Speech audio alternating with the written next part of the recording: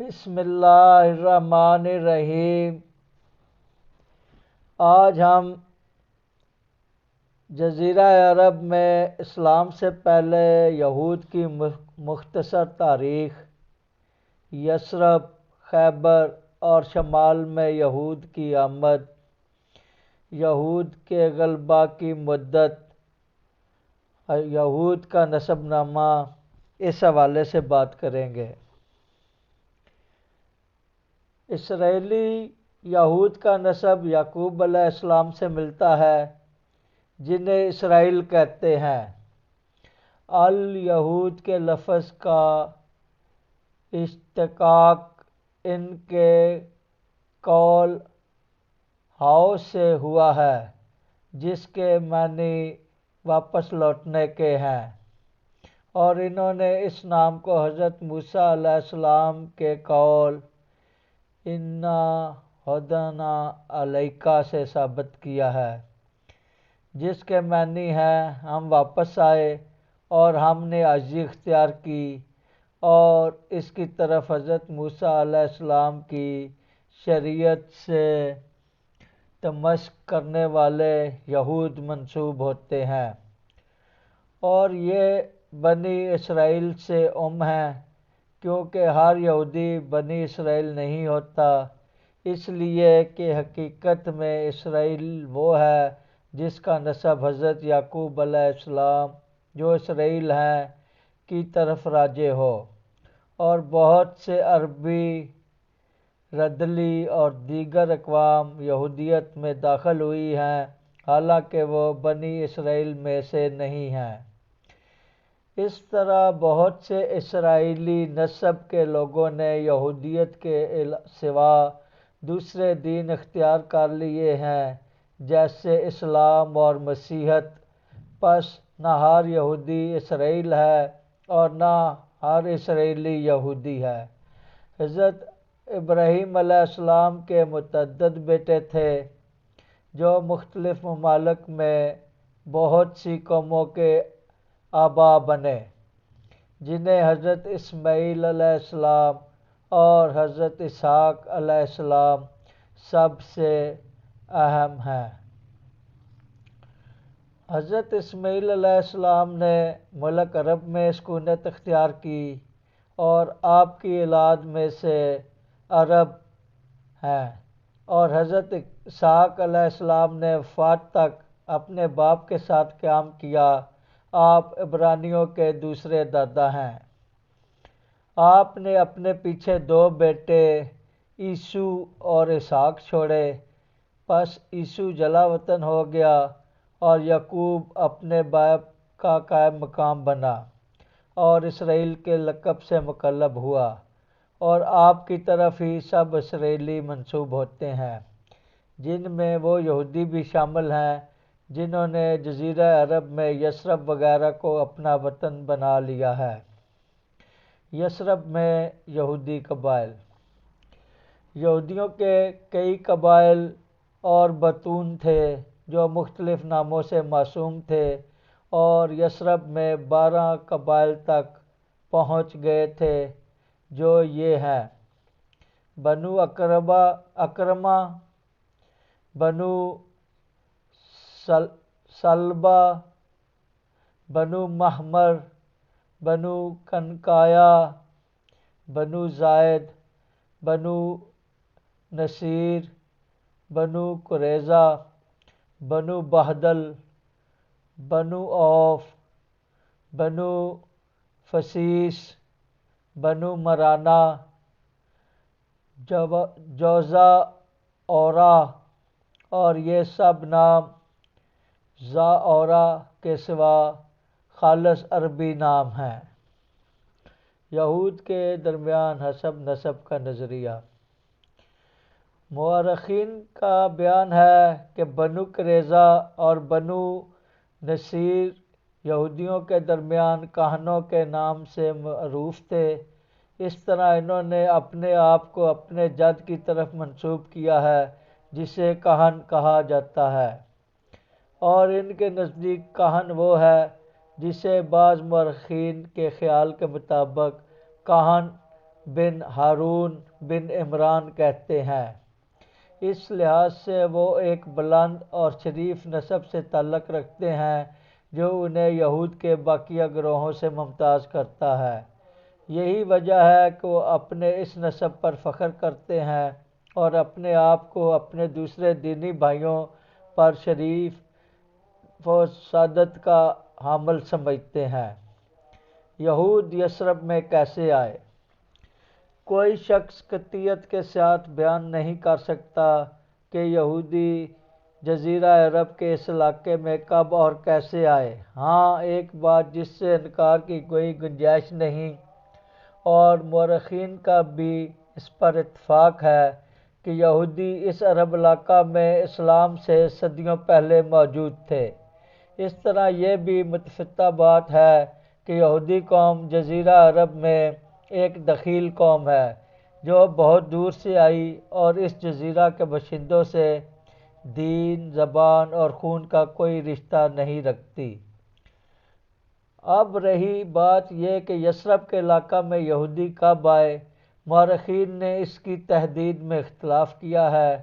ہاں، اس امر پر اتفاق ہے کہ یہودی یثرب کے علاقہ میں ایسے زمانوں میں آئے جن کے درمیان بہت دوری پائی جاتی ہے۔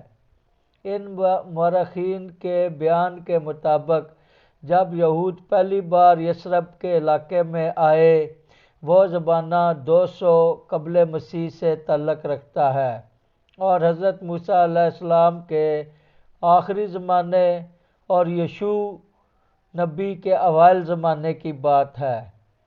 اور دوسرا عظیم زمانہ جس میں یہود کی بہت بڑی تعداد یثرب کی طرف ہجرت کر آئی، وہ جو ان کے ہیکل کی تباہی جو 270 میں ہوئی اور یہودیوں کو حدران کے عذاب دینے کا واقعہ کا درمیان کا ہے جو 132 میں ہوا۔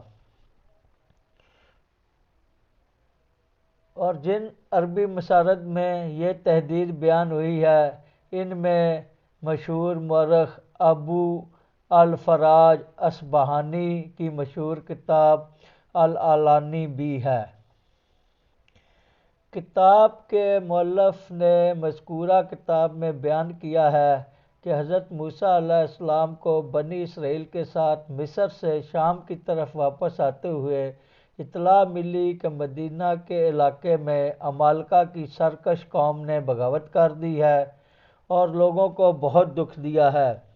تو آپ نے اپنی قوم کا ایک فوجی دستہ ان کے مقابلے میں بھیجا اور اس دستے کے سالار کو حکم دیا کہ وہ ان سرکش عمالقہ کی بیچ کو نکار دے اور کسی کو زندہ نہ چھوڑے۔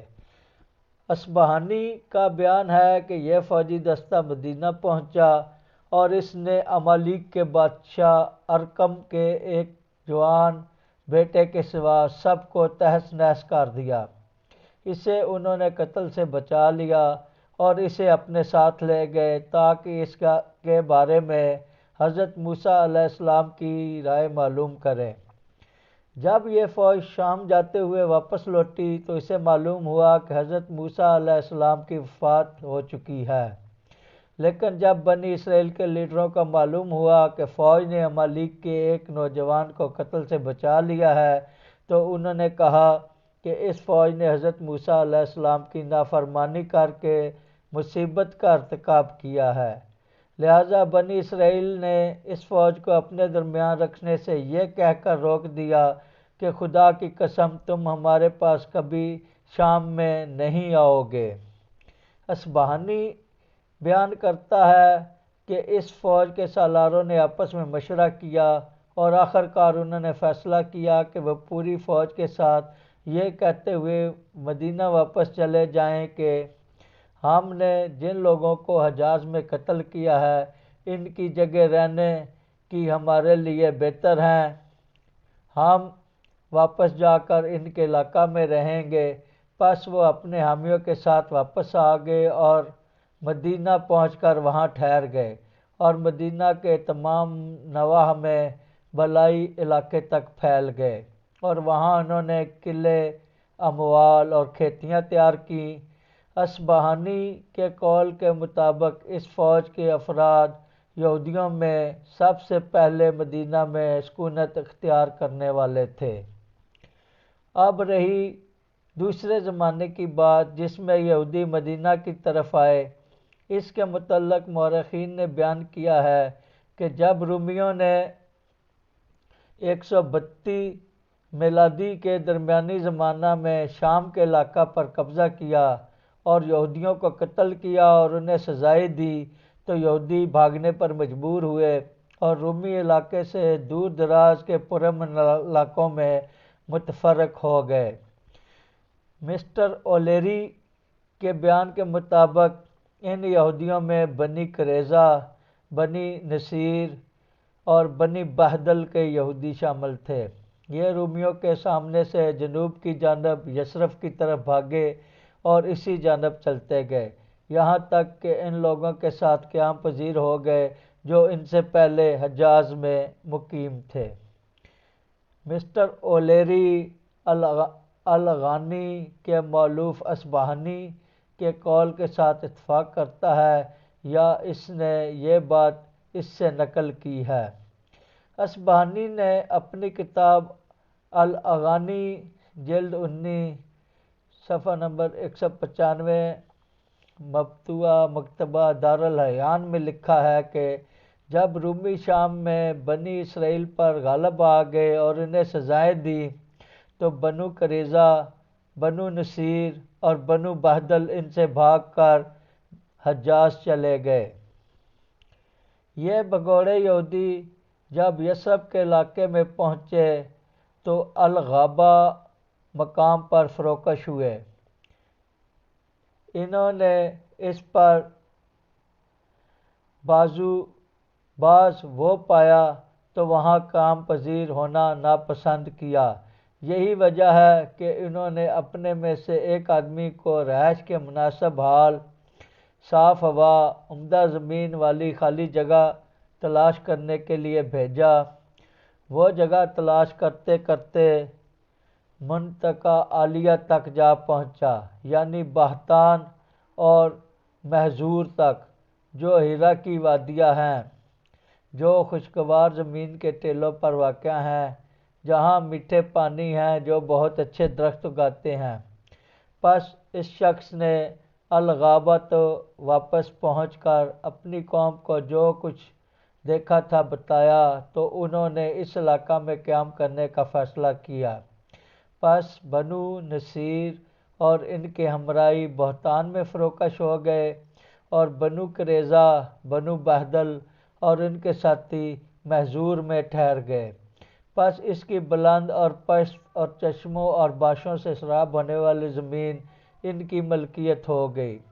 اوس اور خزرج کی آمد سے قبل یہودی یثرب میں غیر یہودی عرب قبائل کے ساتھ مل جل کر رہتے تھے، جن میں یمنی قبیلہ بنو الرحمان اور بلی قبیلے بنو مرصد اور بنو نعیف اور بنو سلیم اور پھر بنو حارث بن بحشہ کا قبیلہ بنو معاویہ اور غسائی قبیلہ بنو الشیطہ شامل ہیں۔